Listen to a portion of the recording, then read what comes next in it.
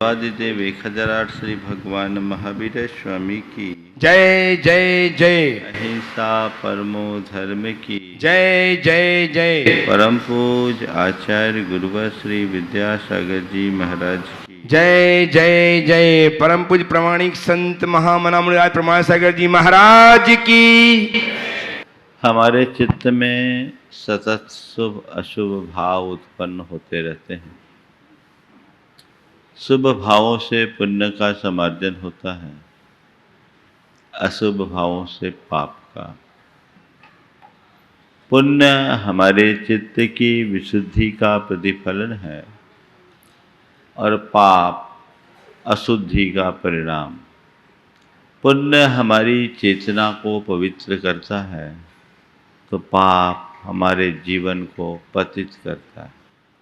साधना के क्रम में पाप सर्वथा त्याज्य है, उसे त्यागना ही पड़ता है। जहाँ तक पुण्य का सवाल है, पुण्य हमारी साधना में कहीं रुकावट नहीं डालता। हाँ, पुण्य के फल भोग में अगर किसी से चूक हो तो जरूर वो संसार में अटक सकता है। पुण्य बंध है, पुण्य की क्रिया और पुण्य का फल।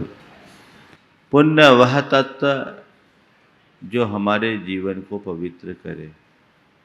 ये पवित्रता आध्यात्मिक पवित्रता है कि पुण्य अपने आप में बंधन है। बंधन पुण्य का नहीं है, बंधन राग का है।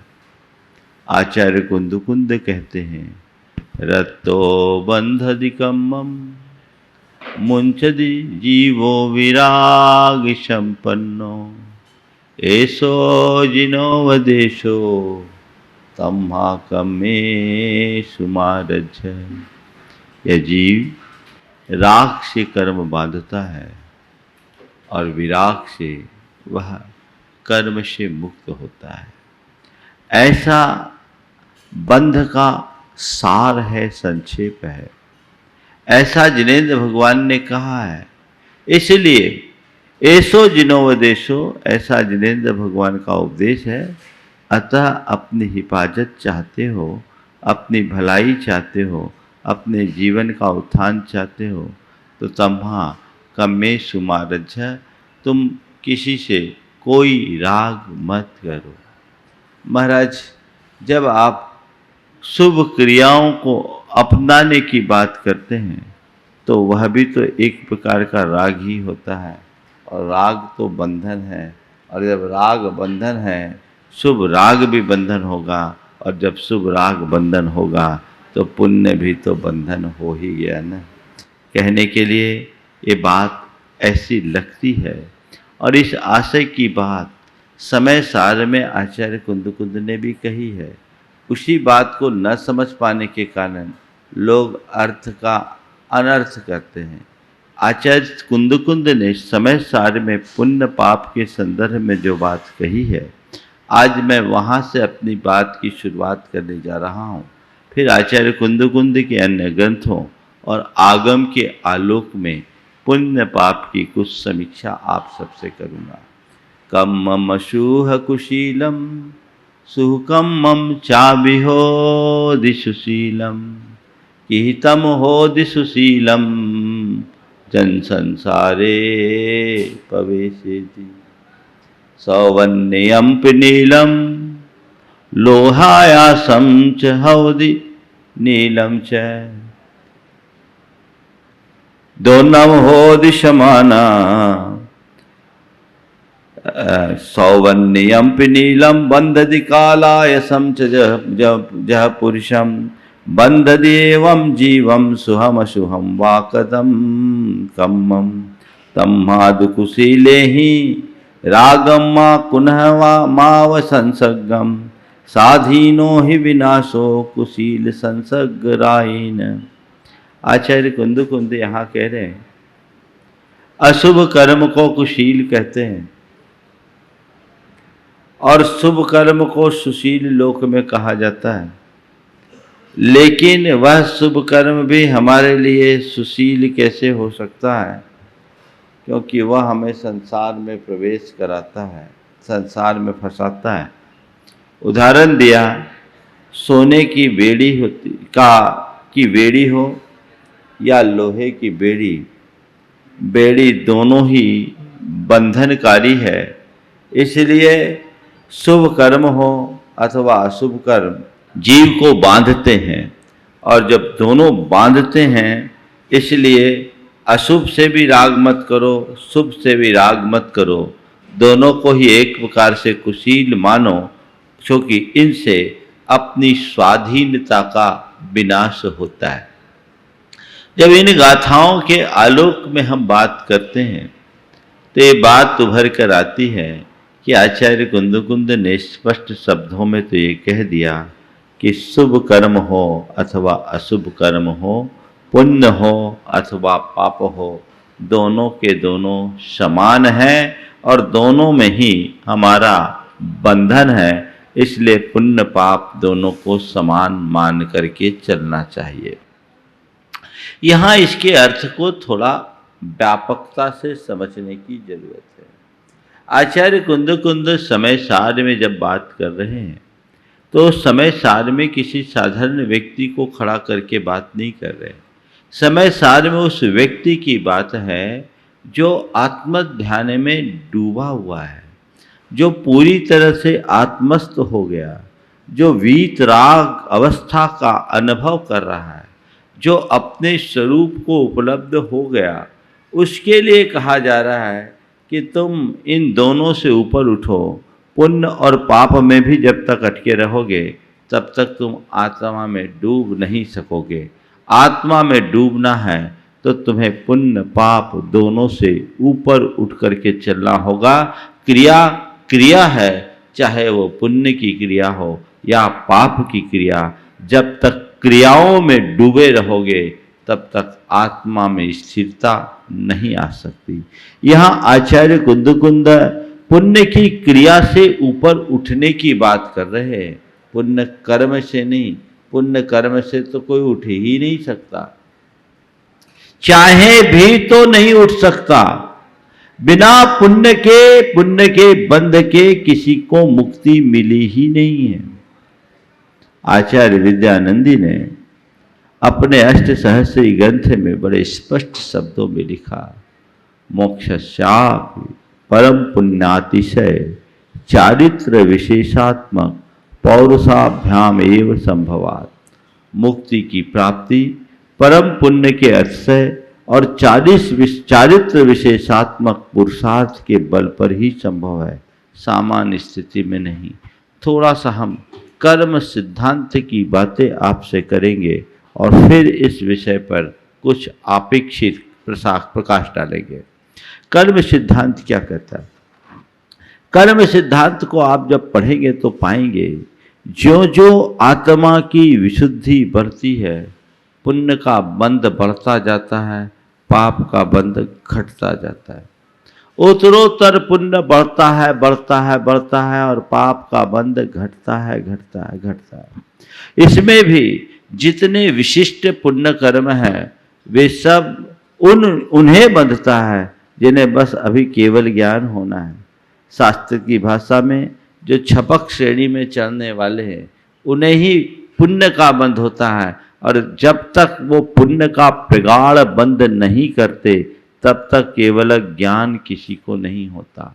तो केवल ज्ञान की प्राप्ति के पूर्व पुण्य का बंध तो अपने आप हो रहा है। जब पुण्य का बंध हो रहा है, उत्तरोत्तर हो रहा है। केवल ज्ञान की प्राप्ति के पूर्व भी और केवल ज्ञान के बाद भी वे पुण्य को हाथ नहीं लगाते। पुण्य कर्म छोड़ दो, संभव ही नहीं। पुण्य का घात हो ही नहीं सकता। शुक्ल ध्यान की विशुद्धि से भी पुण्य की निर्जरा नहीं होती, पाप को खाता जाता है।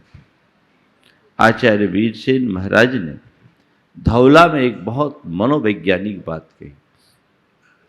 वे कहते हैं, सम्मा इठी पसत्थ कम्मान अनुभागम न हनदी। सम्यक दृष्टि पुण्य कर्म का घात नहीं करता। क्यों नहीं करता? तो उसका जो उत्तर है बहुत ही समझने लायक। उन्होंने कहा कि पुण्य के घात के लिए संक्लेश चाहिए। क्या चाहिए? पुण्य का घात कब होगा? जब मन में संक्लेश होगा। विशुद्धि से पुण्य बढ़ता है, संक्लेश से पुण्य घटता है। और जब पुण्य के घात के लिए संक्लेश चाहिए, संक्लेश आएगा तो पाप साथ में आएगा। ऐसा कौन समझदार होगा जो पुण्य का घात करने के लिए पाप का बंध करेगा? होगा क्या? नहीं होगा। तो पुण्य का बंध तो चलता ही रहता है, उत्तरोत्तर चलेगा। तुम चाहोगे तो भी नहीं रुकेगा। यहां तक कि शुक्ल ध्यान की विशुद्धि में लीन शुद्धोपयोगी मुनि भी पुण्य का आश्रय करते ही हैं। पाप रुकता है, क्योंकि पाप हमारे मुक्ति में बाधक है, पुण्य नहीं। कल मैंने आप सबसे कहा था, पुण्य के भोग से बचो। पुण्य का भोग संसार में अटकाएगा। पुण्य का भोग पाप में रमाता है। इसलिए पुण्य का भोग न करो। रहा सवाल पुण्य की क्रिया का, तो जब तक पाप की क्रियाओं से मुक्त नहीं हो तब तक पुण्य की क्रिया करो, वो साधन है। हाँ, जब और आगे बढ़ने की भूमिका आ जाए तो इससे भी ऊपर उठो, आत्मा में डूबो। आत्मा में डूबने के लिए ये बाहरी क्रियाएं बाधक है, चाहे वो शुभ क्रिया हो अथवा अशुभ क्रिया। आचार्य कुंद ने ये गाथाएं जो दी है पुण्य पापाधिकार में, वो उसी संदर्भ में दी है कि तुम पुण्य के लोभ में, क्रियाओं में ही मत फंसे रहो, प्रवृत्ति में ही मत उलझो। असल धर्म प्रवृत्ति नहीं, निर्वृत्ति है। आत्मा में डूबना है तो तुम्हें पुण्य पाप दोनों से ऊपर उठना होगा, अपने आप को विशुद्धि से भरना होगा, उसकी अनुभूति करनी होगी। पुण्य स्वाभाविक रूप से बंधता है, बंधता रहेगा, उसे कोई रोक नहीं सकता, भगवान भी नहीं रोक सकते। खुद अरहंत परमात्मा के लिए कहा गया है, पुण्य फला अरहंता। ये आचार्य कुंद की ही उक्ति है। पुण्य के फल रूप अरहंत होते हैं। इसलिए किस भूमिका में किसे क्या कहा गया वो समझ लेना बहुत जरूरी है, और जो उसे समझ करके चलते हैं वे ही अपने जीवन का पथ प्रशस्त कर सकते हैं। हर किसी के वश की बात नहीं। तो पुण्य का फल अंदर घटे, पुण्य का बंध तो होगा, उसे रोक नहीं सकते। पुण्य को बाधक मत मानना, पुण्य के बंध से नहीं बच सकोगे। पुण्य की क्रिया को एक आलम्बन के रूप में स्वीकारना, और वह तुम्हारा तात्कालिक धर्म है। क्योंकि गृहस्थों के लिए दानम पूया शील मुवासो साव्यानम चौव्यो धम्मो, ये कहते हुए ये पुण्यवर्धक क्रियाएं ही तुम्हारा धर्म है, ऐसा श्री भगवान ने हम सबके लिए कहा। यही तुम्हारा धर्म है, इसके अलावा तुम्हारे पास कोई रास्ता नहीं है। इससे अपने आप को बचाए। अब कहा गया लोहे की बेड़ी और सोने की बेड़ी, दोनों बेड़ी हैं। ये कथन भी समझने लायक। लोहे की बेड़ी, बेड़ी तो बेड़ी ही होती है, जिनको भी बेड़ियों में बांधा जाता है। आज तक किसी को सोने की बेड़ी से नहीं बांधा गया। बांधा गया है तो लोहे की बेड़ी में ही बांधा गया। और एक बात समझना है, जब किसी को लोहे की बेड़ी से जकड़ दिया जाता है तो वो पराधीन होता है। पराधीनता में ही दूसरों की इच्छा से उसे बेड़ी में बांधा जाता है, और दूसरों की इच्छा से ही वो बेड़ी से मुक्त होता है। लेकिन सोना व्यक्ति स्वयं की इच्छा से अपनाता है और चाहे जब उसे उतार सकता है। पाप में पूर्ण परतंत्रता है, पुण्य में वह परतंत्रता नहीं है। इसलिए पुण्य की क्रिया को एक अपेक्षित धर्म मानते हुए आगे चलना और पुण्य को मोक्ष मार्ग में बाधक मानने की जगह साधक मान करके चलना, क्योंकि ये हमारे आध्यात्मिक प्रगति या आत्म विकास का आधार है। एक होता है सद्गुणों का विकास, दुर्गुणों का विनाश। पुण्य से हमारे आत्मा में सारे सद्गुण विकसित होते हैं। यथार्थता देखा जाए तो सद्गुणों का नाम ही पुण्य है। दया, करुणा, क्षमा, मृदुता, नम्रता, भक्ति, सेवा, वैयावृत्त, ये सब क्या है? सद्गुण है या दुर्गुण? हाँ बोलो, क्या है? सद्गुण है। ये पुण्य है या पाप? इससे आत्मा का विकास है या विनाश? हाँ विकास है ना। तो फिर हम इसे आत्मा की प्रगति में बाधक कैसे माने? ये बाधक नहीं साधक है। हाँ ये बात सही है कि जब तक तुम इनमें ही रमे रहोगे तो भीतर नहीं डूब पाओगे। मैं हिंसा का त्याग करता हूं, मैं झूठ का त्याग करता हूं, मैं चोरी का त्याग करता हूं, मैं कुशील का त्याग करता हूं, मैं परिग्रह का त्याग करता हूं, ये बात तो हमारे हर ग्रंथ के हर पन्ने में मिल जाएगी। लेकिन मैं अहिंसा का त्याग, मैं सत्य का त्याग, मैं अचौर्य का त्याग, मैं ब्रह्मचर्य का त्याग या मैं अपरिग्रह का त्याग करता हूं, कहीं है क्या? जिसके हृदय में यह भाव आएगा उसकी आत्मा वहीं पतित हो जाएगी।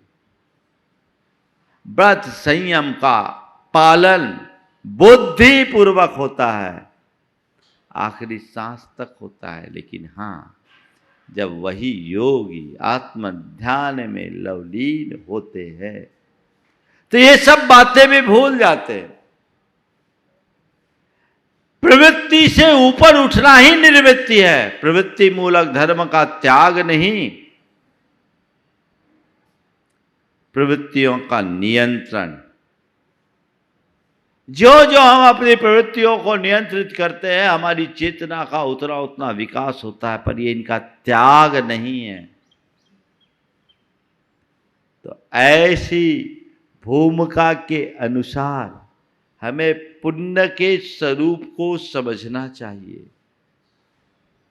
और अब जब तक आप प्रवृत्ति में जी रहे हो, पुण्य को अपनी पवित्रता का आधार मानकर पुण्य वर्धक क्रियाओं में अपनी रुचि रखिए,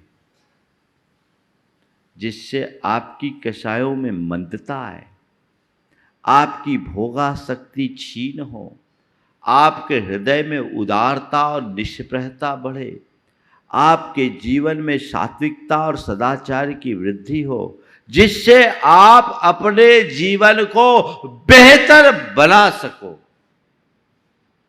ये पुरुषार्थ होना चाहिए कि नहीं होना चाहिए? बोलो। और ये जैन धर्म की विशेषता है, वो तो पुण्य को भी बंधन मानता है। ए भैया, थोड़ा जैन धर्म के मर्म को समझो। अगर ऐसा समझे होते तो ये बात नहीं कहते। महाराज जी, अभी आपने कहा कि राग बंधन है, भक्ति का भी अनुराग हो तो वो तो बंधन हो गया। आपने तो एक दिन कहा था एक परमाणु बराबर राग भी बंधन है। हाँ, पर थोड़ा सा संदर्भ समझो, किस संदर्भ में कौन सी बात कही गई, किसके लिए कही जा रही है। जब तक इन बातों को ठीक रीति से नहीं समझते, तब तक हम अपने जीवन का पथ प्रशस्त नहीं कर सकते। आचार्य कुंद कहते हैं, राग बंधन भी है तो राग में मुक्ति भी है। एक तरफ वे कहते एक परमाणु बराबर राग भी संसार में अटका देगा, तो दूसरी तरफ वे कहते अर्हंते सुभक्ति सम्मतम। अर्हंत भगवान के प्रति होने वाली शुभ भक्ति सम्यक्त है। दोनों बातें परस्पर विरोध ही दिखती है। एक तरफ वो राग को संसार में रुकावट का कारण मान रहे हैं, और दूसरी तरफ कह रहे हैं ये शुभ भक्ति मुक्ति है, सम्यक्त है। वो भक्ति मूलक, राग मूलक भक्ति को सम्यक्त कह रहे। हाँ, जो प्रवृत्ति में जी रहा है उसके लिए राग ही धर्म है, और जो निर्वृत्ति में जी रहा है उसका वीतराग धर्म है। भूमिका के अनुरूप उपदेश होता है। तुम कहाँ हो, किस भूमिका में जी रहे हो, इसे समझो। पात्र के अनुरूप उपदेश होता है।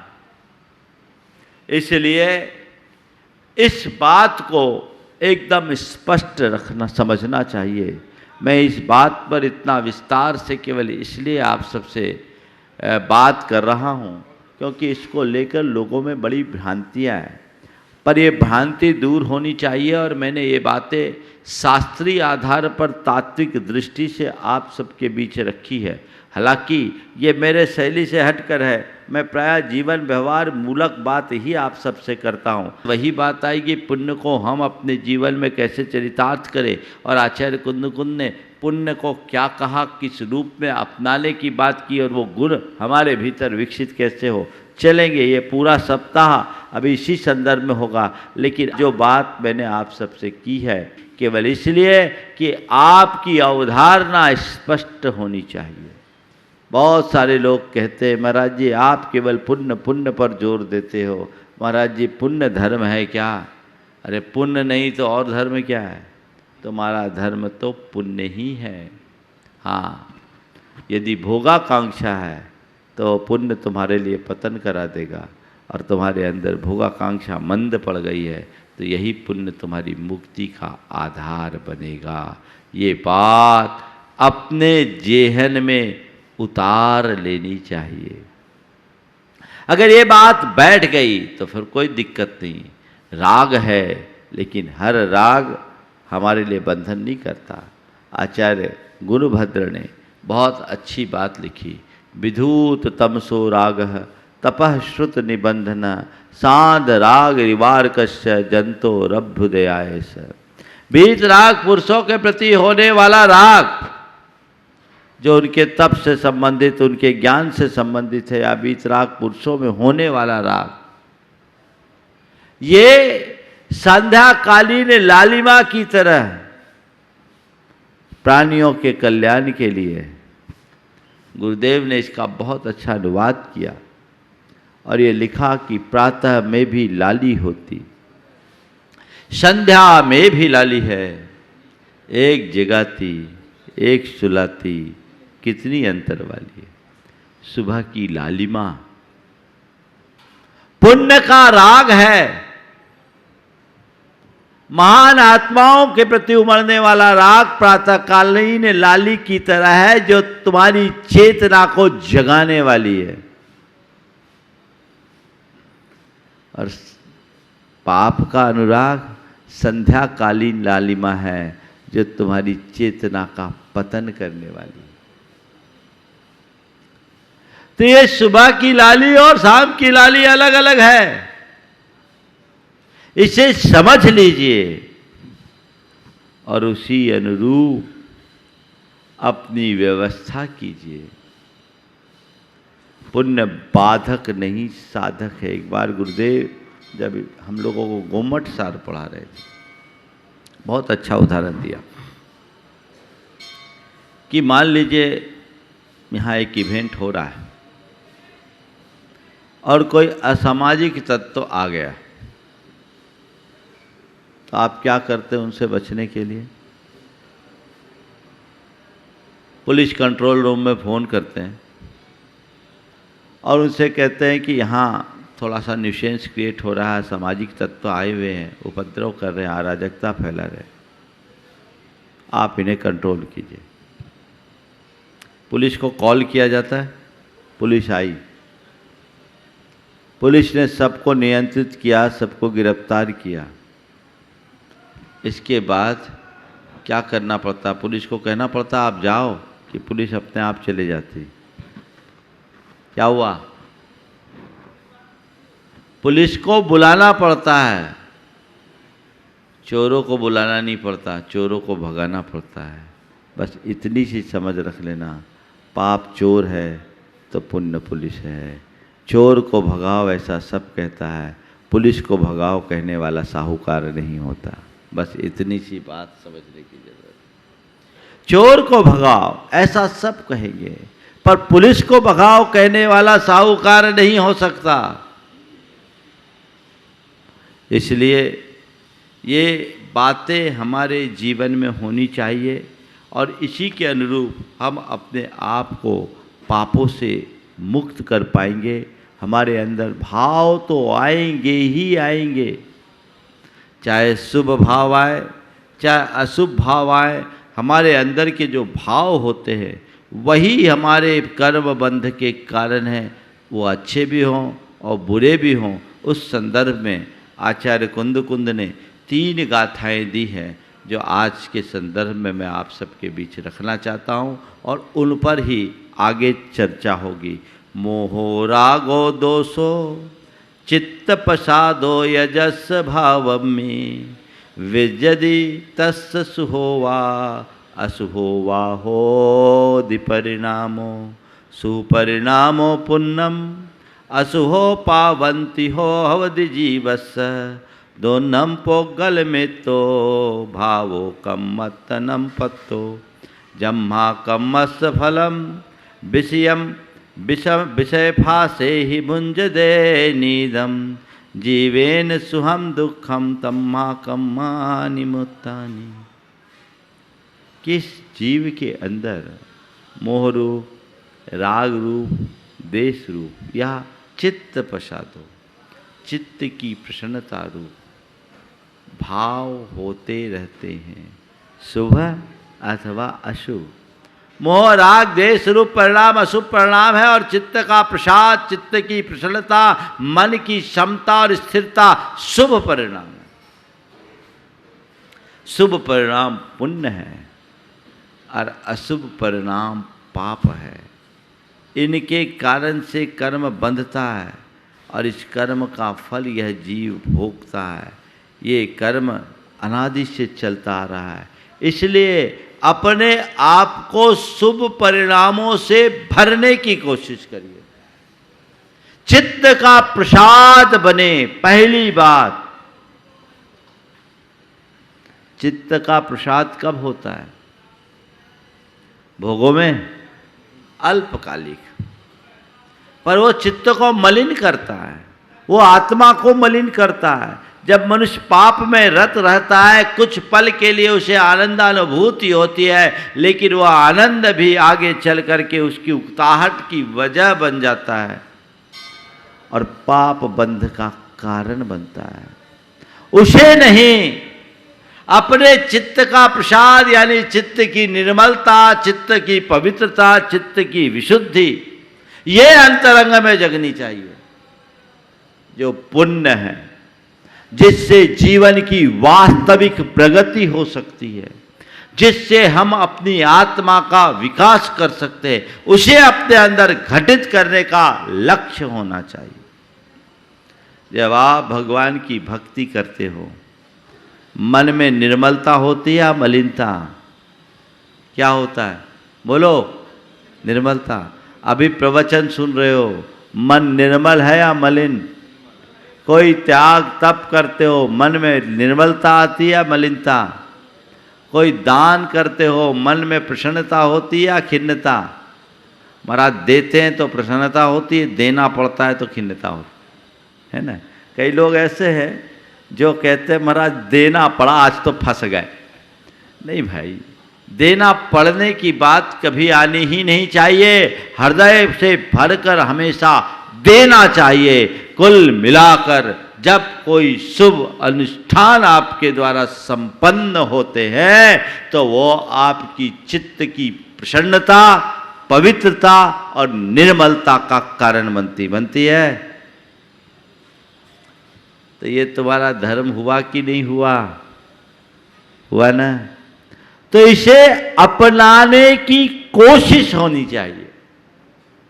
इसकी तरफ जब हमारी दृष्टि हो तो हमारा जीवन धन्य होगा और हम अपने जीवन को प्रशस्त कर पाएंगे। और चित्त के प्रसाद के लिए कसौटी दी है आचार्य कुंद ने, जो प्रवृत्ति में जीने वाले लोगों के चित्त का प्रसाद कैसे होगा।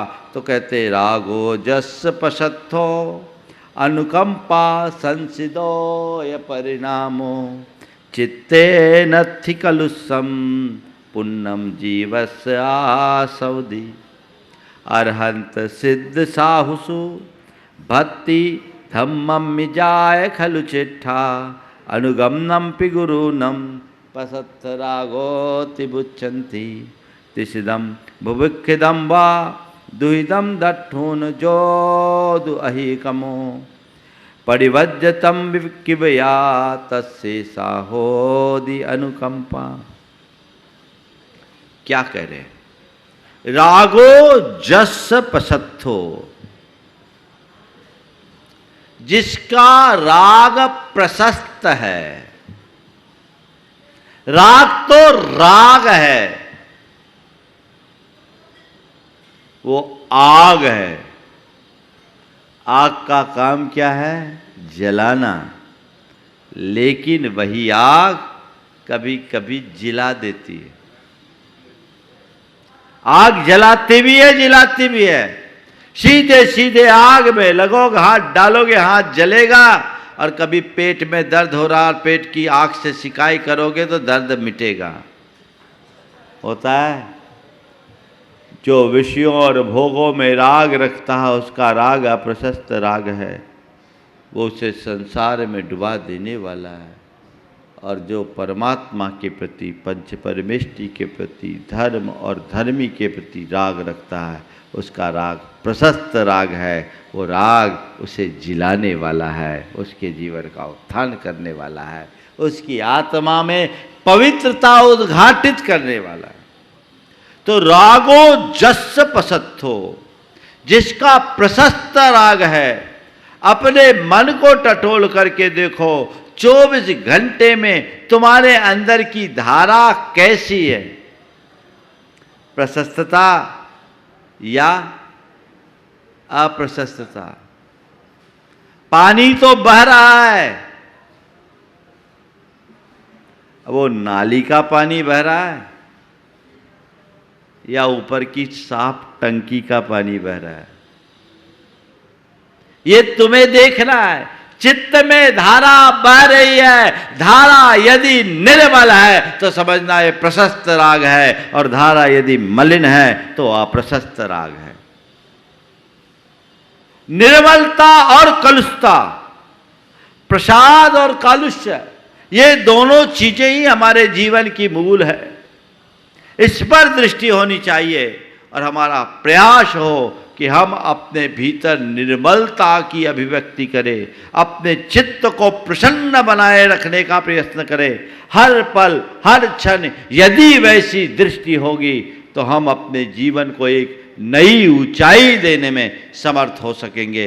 बंधुओं, ये प्रशस्त राग हमारे जीवन में बहुत महत्वपूर्ण स्थान रखता है। मैं बात करूंगा ये प्रशस्त राग हमारे जीवन में कैसे आए और हम अपने जीवन में इन सब को घटित करते हुए अपने जीवन को किस भांति पवित्र कर सके। इस भाव के साथ जय बोलो परम पूज्य आचार्य गुरुवर श्री